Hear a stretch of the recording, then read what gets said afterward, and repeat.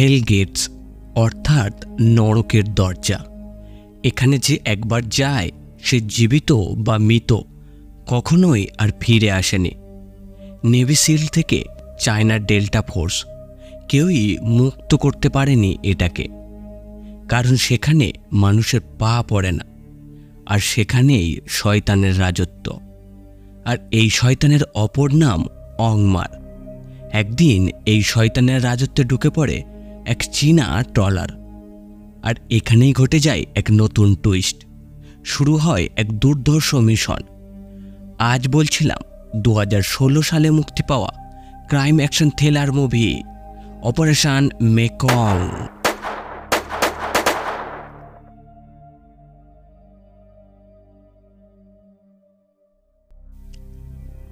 যতদিন এগোতে থাকে যুব সমাজ ড্রাগস অ্যাডিক্টেড হয়ে পড়ছে, বিশেষ করে China, Vietnam, Thailand, Laos, Cambodia, এমনকি বাংলাদেশ, ইন্ডিয়ারও। গল্পের শুরুতেই এক মহিলা এতটাই ড্রাগ অ্যাডিক্টেড ছিল যে ইনজেকশনের মাধ্যমে তাকে নেশার শেষ স্তরে চলে যেতে হয়। এখন কে এই মহিলা? কেনই বা তিনি ড্রাগস নিচ্ছেন? এগুলো কোথা থেকে আসে? এর কিংপিং কে? সব প্রশ্নের উত্তর আপনি পাবেন। তবে আগে জেনে রাখুন, গোল্ডেন ট্রায়াঙ্গেল কি? এটা হলো লাওস, মায়ানমার আর থাইল্যান্ডের একটা মিলনস্থল, মেকং নদীর উপর অবস্থিত। এই পাহাড়ি নদীপথ দিয়েই জঙ্গলের ভিতরে প্রায় 4000 কিলোমিটার গভীরে একটা স্থান রয়েছে, যাকে আমরা হেলগেটস নামে চিনি। একদল ড্রাগস মাফিয়া পুরো র্যাকেট চালনা করে এই হেলগেটস থেকেই, যার নাম ওংমার। তার হাত ধরেই এই সকল দেশে ড্রাগস পৌঁছে যায়। এই ড্রাগস লাওস আর বার্মার সীমান্তে চাষ করতে বাধ্য করা হয়। এই ড্রাগস চাষ না করলে পরিণাম কতটা যে মারাত্মক হতে পারে তা কিছু পরেই আপনি জানতে পারবেন। মেকং নদীর মাধ্যমে মায়ানমার, থাইল্যান্ড, চীন, ভিয়েতনাম, বাংলাদেশ, এমনকি ইন্ডিয়াতেও এই ড্রাগস আসতে থাকে প্রতিনিয়তই শাকসবজির মতো। এই ড্রাগসে আচ্ছন্ন হয়ে দাস হয়েছে প্রায় 8 থেকে 80 সকল বয়সী, যারা ওংমার ক্যাম্পে পড়ে থাকে, যেখানে জীবনের মূল্য শূন্য। সেখানে জুয়া খেলা হয় জীবন বাজি রেখে। অসংখ্য ছোট ছোট বাচ্চাদের এখানে ড্রাগস অ্যাডিক্টেড করে রাখা হয়েছে।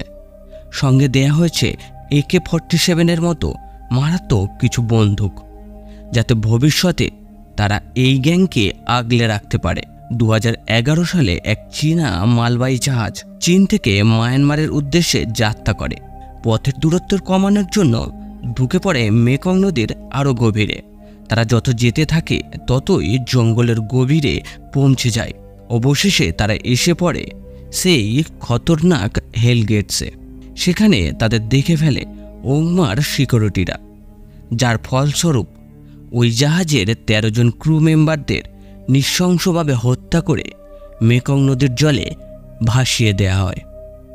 এই ঘটনা 2 দিন পার হয়ে গেছে। মেকং নদী এলাকার একটা গ্রামে জল থেকে ভেসে উঠতে থাকে এক এক করে 13 জনের পচাগলা দেহ। এই দৃশ্য দেখে এলাকার মানুষজন আতঙ্কিত হয়ে ওঠে। নড়েচড়ে বসে চীনা পুলিশ। তারা ইনভেস্টিগেশন শুরু করে গভর্নমেন্ট অর্ডার বেসিসে, কারণ তাদের হত্যার কারণ হিসাবে থাই পুলিশ জানিয়েছিল ড্রাগ সাপ্লাই করছিল ওই ট্রলার। কিন্তু চীনা পুলিশ এটার গভীর অভিসন্ধি বুঝতে পারে। চীনের মধ্যে থাকা ছোট বড় অনেক মাফিয়াকে এনকাউন্টার করে, তারপরও এই কেসের কোনো কিনারা খুঁজে পাচ্ছিল না। মিনিস্টার হাও কর্নেলের সঙ্গে কেস স্টাডি করে সমস্ত দায়িত্ব চীনা ডেল্টা ফোর্সের হাতে তুলে দেয়, আর এক স্পেশাল কমান্ডার অফিসার এটার জন্য নিয়োগ করে, যার নাম ছিল গাও গ্যাং, যে কিনা নার্কোটিক টিমের ক্যাপ্টেন ছিল। গাও দায়িত্ব নিয়েই ইনভেস্টিগেশন শুরু করে দেয়। অবশেষে সেই জায়গায় এসে পৌঁছায় যেখানে আসল ক্লিং অপারেশনটা ঘটেছিল। তিনি গুলি লাগা প্রত্যেকটা স্থানে লেজার লাগায় এবং টার্গেট ফিক্স করে। অবশেষে বুঝতে পারে সব বুলেট একদিকের নির্দিষ্ট এক জায়গা থেকে এসেছিল, আর বুলেটগুলি খুব কাছ থেকে শ্যুট করা হয়েছিল। সব তথ্য কর্নেলকে সাবমিট করে গাও, আর জানায় কোনো থাই আর্মি নয়, বরং ওখানে আলাদা কোনো গ্যাং কাজ করছে, যা জঙ্গলের ভিতরে ইল্লিগাল কাজে জড়িত। সে এটার অপারেশনের জন্য পারমিশন চায়। তবে কর্নেল জানায় এখনই মিশন চালালে ফেল্ড হতে পারে, তাই ওই এলাকায় এখন তারা রেকি চালাবে আর ক্লু সংগ্রহ করবে। সব তথ্য ঠিক থাকলে গ্যাংস্টারদের ধরা খুব ইজি হবে। গাও আবারও ইনভেস্টিগেশনের জন্য ওই স্পটে আসে। এবার তারা নতুন এক ক্লু পায় এবং অবাক হয়ে যায়। তারা টার্গেট করেছিল কোনো জাহাজ যদি জঙ্গলের ভিতর থেকে আসে কিনা।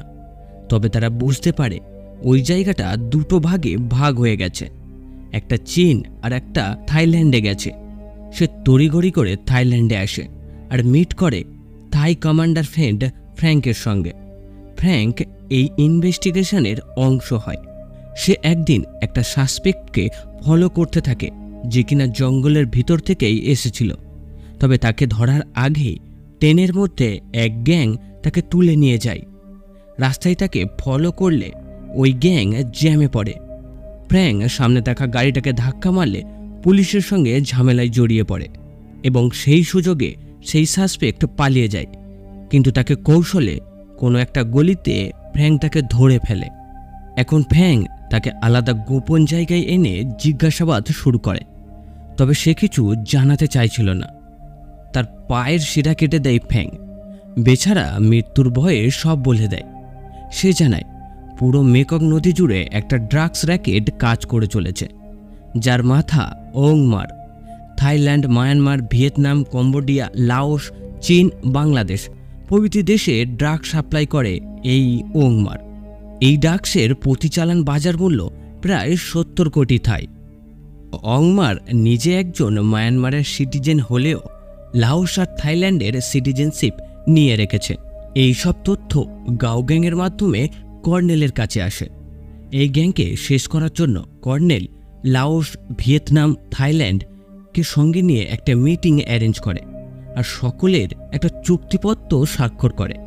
প্রত্যেক দেশের টপ লেভেলের কমান্ডারদের সঙ্গে নিয়ে একটা টিম তৈরি করা হবে আর এর উদ্দেশ্য হবে ওংমারের সাম্রাজ্যকে খতম করা। সকলে সম্মতি দিলে একটা টিম গঠন করা হয়, যার নেতৃত্ব দেয় গাও গ্যাং। এখন শুরু হয় অপারেশন মেকং। দায়িত্ব নিয়েই গাও শুরু করে দেয় সেই কাজ। সে ফ্র্যাঙ্কের সঙ্গে নিয়ে এই মিশনের ব্লুপ্রিন্ট তৈরি করে। ফ্র্যাঙ্ক জানায় এই ওংমার পর্যন্ত পৌঁছাতে গেলে তাকে 5 জন টপ ড্রাগস মাফিয়াকে খতম করতে হবে। এক অংশা, যে কিনা ওংমারের অপারেশন কমান্ডার।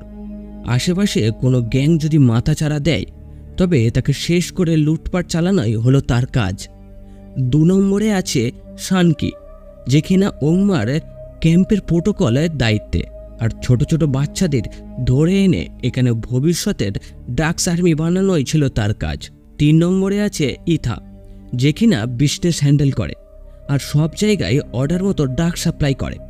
4 নম্বরে আছে নাথু, যে আবার ওংমারের বড় ছেলে। সে কিনা ইথাকে প্রোটেকশন দেওয়ার কাজ করে। আর সব শেষে আছে এই গ্যাংয়ের গডফাদার সোমচ্যাং, যে ভবিষ্যতে ওংমারের কাণ্ডারি। এখন এই সব তথ্য জানার পর তাদের কাছে একটা বড় প্রবলেম দাঁড়ায়। তারা কেউই জানতো না ওই জঙ্গলের ঠিক কোথাটায় ওংমারের ক্যাম্প আছে। ফ্র্যাঙ্ক একটা তথ্য দেয়, এই ক্যাম্প থেকে একজন পালিয়ে এসেছে, কিন্তু তাকে বন্দি করে রেখেছে ওংমারের টিম পাশের এক নাইট ক্লাবে। গাও তাকে উদ্ধারের প্রিপারেশন শুরু করে, কিন্তু অপারেশনের টাইম মাত্র 15 মিনিট। এর মধ্যেই তাকে উদ্ধার করে বেঁচে ফিরতে হবে। আর যদি কোনো গ্যাঞ্জাম বেঁধে যায় তাহলে তাদের কাছে শেষ উপায় সকলকে হেডশট করো। এখন সকলেই সাধারণ কাস্টমার সেজে ওই নাইট ক্লাবে চলে আসে। তবে তাদের ব্যাকআপ দেওয়ার জন্য গাওয়ের পুরো টিম রেডি ছিল বাইরে। গাও নাইট ক্লাবের ভিতরে খুঁজতে খুঁজতে সেই সেলে এসে পৌঁছায় যেখানে সাসপেক্টকে টর্চার করা হয়েছিল। তখন গাও তার টিমের এক অন্যতম সদস্য বিংকে ডাকে। বিমের ভূমিকা যে কতটা গুরুত্বপূর্ণ শেষে অবশ্যই আপনারা বুঝতে পারবেন। গাও তাকে একটা ব্লাড মাখা কাপড় শুকিয়ে ব্যক্তিকে খোঁজার জন্য বলে। অনেক খোঁজার পর বিং তাকে দেখতে পায়। এদিকে অংশও গাড়ি নিয়ে এসে পৌঁছেছে ওই নাইট ক্লাবে সেই সাসপেক্টকে তুলে নিয়ে যাওয়ার জন্য, যে অংমারের ক্যাম্পে থেকে পালিয়ে এসেছিল। তাকে জীবিত অংমারের সামনে সে রাখতে চায়। এদিকে গাও সকলের সঙ্গে ফাইট করে ওই সাসপেক্টকে উদ্ধার করে। তবে দুজন তাকে দেখে ফেলে। শুরু হয় তাণ্ডবলীলা। বিং তাদেরকে অ্যাটাক করে গাওকে পালাতে সাহায্য করে, কিন্তু ততক্ষণে ক্লাবের বাকি সব বুঝে যায় কিছু একটা ঘটছে। সকলেই ঝাঁপিয়ে পড়ে গাওয়ের উপর। শুরু হয় এলোপাথারি গুলি। কোনো রকমে জুনিয়র কমান্ডার জিয়াংজু কভার দেয়াতে গাও তাকে নিয়ে পালাতে সক্ষম হয়। তবে গাওয়ের টিমের উপর ওংমারের ছেলেরা ফায়ার করতে থাকে। অংশা সবেই এসেছে, কিন্তু বুঝে উঠতে পারেনি কি ঘটছে। সেও গাওকে দেখতে পেয়ে ধাওয়া করে একটা রকেট লঞ্চার নিয়ে। অবশেষে সেই রকেট লঞ্চার তার গাড়িতে এসে ব্লাস্ট করে, আর গাও সেই সাসপেক্টকে নিয়ে রাস্তার ধারে পড়ে থাকে। সঙ্গে সঙ্গে অংশা সেই সাসপেক্টকে ওখানেই হত্যা করে পালিয়ে যায়, আর এই মিশনটা শেষ পর্যন্ত ব্যর্থ হয়। এই রিপোর্ট নিয়ে তারা কর্নেলের সঙ্গে দেখা করে। তখন কর্নেল তাদেরকে বলায়, তোমরা এভাবে এগোলে প্রত্যেকটা মিশন ব্যর্থ হবে। এখন বুদ্ধি দিয়ে এগো, আর টার্গেট এবার ইথাকে রাখো। সে 1 নম্বর জুয়ারি, তাই তাকে জুয়ার ফাঁদে ফাঁসাও। সেই সকলকে ধরিয়ে দিতে সাহায্য করবে। এই তথ্য পেয়ে গাও আর ফ্যাঙ্ক নতুন প্ল্যান বানায়। তারা কিডন্যাপ করে ইথার জুয়ার পার্টনারকে। তাকে দিয়ে ইথাকে কল করায় আর জানায়, আজ এক নতুন পার্টনার পাঠাচ্ছি, কারণ আমি আজ নিজে এই বারে আসতে পারবো না। ইথার সন্দেহ করলে তাকে আশ্বাস দেয় ওই ব্যক্তি বিশ্বাসযোগ্য আর অত্যন্ত দক্ষ জুয়া খেলায়। জুয়াতে তার এতটাই নেশা হয়ে এসেছিল যে সে ওই পার্টনারের সঙ্গে খেলতে রাজি হয়। এখন ফ্যাঙ্ক সেই পার্টনার সেজে ওখানে আসে, আর ইথাকে এতটাই ডিং করায় যে তার ফ্যান হয়ে যায় ইথা। আর সেখানেই দেখা হয় ফ্র্যাঙ্কের আর এক বন্ধু জিয়াংজুর সঙ্গে। এখানে আবার নতুন টুইস্ট ঘটে। সে আবার চীনের সবথেকে বড় ড্রাগস মাফিয়ার সঙ্গে দেখা করতে এসেছে। সে এত দক্ষ জুয়ারি ছিল যে তাকে কেউই হারাতে পারেনি।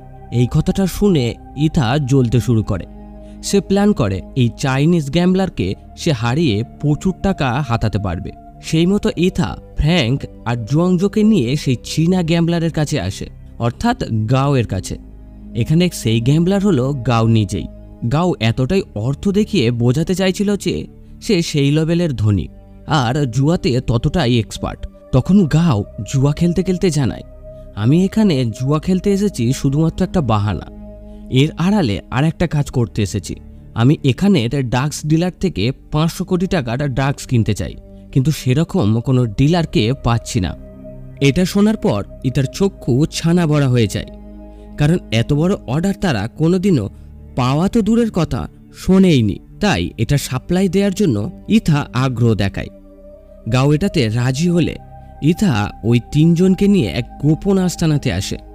সেখানে ওংমারের আর এক মেম্বার ছিল, তার নাম জিয়াক। তারা যখন মিটিং করছিল তখন জিয়াংজু জিয়াককে চিনে ফেলে।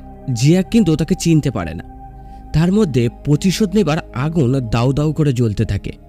সে কিছু না বলেই নিজেকে কন্ট্রোল করে ওখান থেকে চলে আসে, কারণ সেখানে ঝামেলা বাঁধালে পুরো মিশনটা ফেল হবে। আসলে মুভির প্রথমে যে মেয়েটাকে দেখানো হয়েছিল সে ছিল জিয়াংজুর গার্লফ্রেন্ড।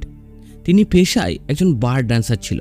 তাকেই অতীতে জিয়াক বাধ্য করেছিল ড্রাগস নিতে। সে এতটাই ড্রাগস অ্যাডিক্টেড হয়ে গিয়েছিল যে তাকে শেষ পর্যন্ত ড্রাগসের নেশা আচ্ছন্ন করিয়ে রেপ করে। পরে এটা জানতে পারলে জিয়াংজুর সঙ্গে তুমুল লড়াই হয়, বাট ম্যান্ডি অর্থাৎ জিয়াংজুর গার্লফ্রেন্ড এটা সহ্য করতে না পেরে বন্দুকের গুলিতে আত্মহত্যা করে। তাই জিয়াংজু সেই সুযোগের অপেক্ষায় আছে কখন জিয়াককে তার হাতের নাগালে পাবে।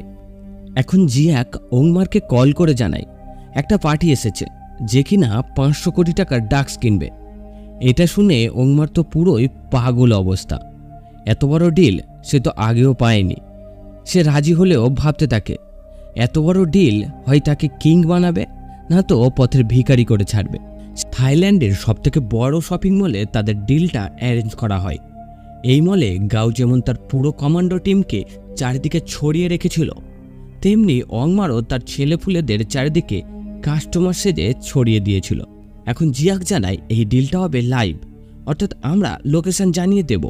টাকা সেখানে পৌঁছে গেলেই ড্রাগস অন্য জায়গা থেকে ডেলিভারির জন্য বেরিয়ে পড়বে। সেই মতো জিয়াক লোকেশন জানালে ফ্যাঙ্ক 50% অ্যাডভান্সের টাকা নিয়ে সেখানে পৌঁছে যায়। সে টাকাটা ফেলে দিয়ে দূর থেকে দেখতে থাকে সমচ্যাংয়ের লোক টাকা তুলে নিয়ে চলে যাচ্ছে। এখন ফ্যাংকও সেই টাকার পিছনে ফলো করতে থাকে। টাকার মধ্যে একটা জিপিএস ট্র্যাকার লাগিয়ে রেখেছিল। ফ্যাংক সমচ্যাংয়ের পিছু নিতে থাকলে সে একটু হলেও সন্দেহ করে, তাই টাকার ব্যাগটা ফেলে দিয়ে দূরে দাঁড়িয়ে দেখতে থাকে। কিন্তু তার সন্দেহই ঠিক ছিল, ফ্যাংক টাকার ব্যাগটা তুলে নিয়েছে। সে কাউকে দেখতে না পেয়ে আবারও শপিং মলের দিকে এগোতে থাকে। এদিকে বিপদ বুঝে সমচ্যাং জিয়াককে অ্যালার্ট করে দেয় যে তারা যাদের সঙ্গে ডিল করছে তারা এক একজন থাই কমান্ডো। এদিকে ফ্যাংক গাওকেও কল করে জানায় তারা যেন ওখান থেকে চলে আসে সাবধানে, কারণ ডিলটা ফেল্ড হয়েছে। সমচ্যাং বুঝতে পেরে গেছে। এখন ফোন আসার সঙ্গে সঙ্গে চারিদিকে গুলি চলতে থাকে। কে যে কাকে মারছে বোঝাই যাচ্ছে না। পুরো শপিং মল একটা রণভূমিতে পরিণত হয়েছে। কেউ না কেউ কারোর গুলিতে মারা পড়ছে। এবার জিয়াককে হাতের কাছে পেয়ে জুয়াংজু শ্যুট করে। তার গুলিতে জিয়াক মারা যায়।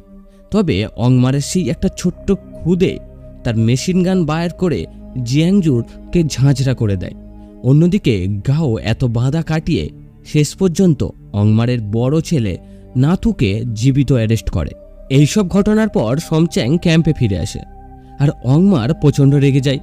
প্রথমত সে বড় ছেলেকে হারিয়েছে, আর 2 ডিলের 50% টাকাও সে নিয়ে আসেনি। সে ভাবতে থাকে সমচ্যাংই হয়তো দোগলাপনা করেছে আর ডিলের টাকাটাও সে মেরে দিয়েছে। সে রাগে সমচ্যাংকে শ্যুট করতে যায়, কিন্তু বন্দুকে বুলেট না থাকায় সে বেঁচে যায়। সমচ্যাং কিছু না বলে ওখান থেকে চলে আসে। তখন সে সাংকিকে জানায়, আমি ছোট থেকে অংমারকে নিজের ভাইয়ের মতো দেখতাম, আর আজ সেই কিনা আমাকে মারতে গিয়েছিল। আজ থেকে ওর পুরো সাম্রাজ্য আমি কভার করব, আর তুমি যদি আমার সঙ্গ দাও তাহলে এই সাম্রাজ্যের 50% শেয়ার তোমাকে দেব। এরকম পরিস্থিতি দেখে সাংকিও রাজি হয়ে যায়। এদিকে হেডকোয়ার্টারে চলে অংমারের বড় ছেলে নাথুর উপর সেই লেভেলের অত্যাচার। সে সহ্য করতে না পেরে সব বলে দেয় তার বাবার সাম্রাজ্য সম্পর্কে। তার থেকে ক্যাম্পের লোকেশন নিয়ে গাও বেরিয়ে পড়ে অপারেশন মেকংয়ের জন্য। তারা 3টে টিম নিয়ে ভাগ হয়ে যায়। প্রথমে হেলিকপ্টার করে দুর্গম অঞ্চল ভেদ করে হেলগেটের কাছে নেমে পড়ে। কিছুটা পথ এগিয়ে চলার পর সেই জায়গায় পৌঁছে যায়। তারা বিংকে দিয়ে রিমোট কন্ট্রোল ক্যামেরা চারিদিকে বসিয়ে দেয়, আর সেটা দেখে সব গার্ডদের সাইলেন্টলি মারতে থাকে। গাওরা যখন সাইলেন্সার লাগানো বন্দুক দিয়ে এক এক করে শ্যুট করতে থাকে, ঠিক তখনই একটা বুলেট উড়ে এসে লাগে এক কমান্ডারের মাথায়। সেটা সমচ্যাংয়ের টিমের ছিল, অর্থাৎ সেখানে অংমারকে মারার জন্য সমচ্যাংও চলে এসেছে তার টিম নিয়ে। এখন ওইগুলির আওয়াজে সকলেই সতর্ক হয়ে যায়। শুরু হয় এক রক্তক্ষয়ী মহাযুদ্ধ। অংমারের টিম চারিদিক থেকে ফায়ার করতে থাকে, আর গাওয়ের টিমের সামনে পড়ে যায় তারা। এদিকে সমচ্যাংও এই লড়াইয়ে নেমে পড়ে। গাওয়ের কিছু বোঝার আগেই অনেকেই মারা যেতে থাকে এই ত্রিমুখী লড়াইয়ে। গাওয়ের কমান্ডো ফোর্স তবু লড়াই চালিয়ে যায় এবং এক এক করে মারতে থাকে। সেখানে এতই অংমারের লোক ছিল যে শেষ খবর নয়। তাও গাওরা গেনের ছুটতে থাকে চারিদিকে। তবে এই লড়াইয়ে গাওয়ের 3টে টিমই অনেক ব্রুটালিভাবে আহত হয়। গাও খুঁজতে খুঁজতে একটা ঘরের কাছে চলে আসে, বুঝতে পারে এটাই অংমারের রুম। সে রক্তের দাগ দেখে ভিতরে যায়। গাও সেটা ধরে ধরে একটা সুড়ঙ্গের বাইরে চলে আসে। তার সঙ্গে ছিল বিং। এদিকে অংমার তার দ্বিতীয় গোপন আস্তানায় চলে এসেছে। তবে এটা কেবল জানত সে আর সমচ্যাং, তাই সমচ্যাংও সেই জায়গায় চলে আসে। তবে অংমার তার আসার আগেই প্রয়োজনীয় জিনিসপত্র ওখান থেকে নিয়ে পালিয়ে যায়।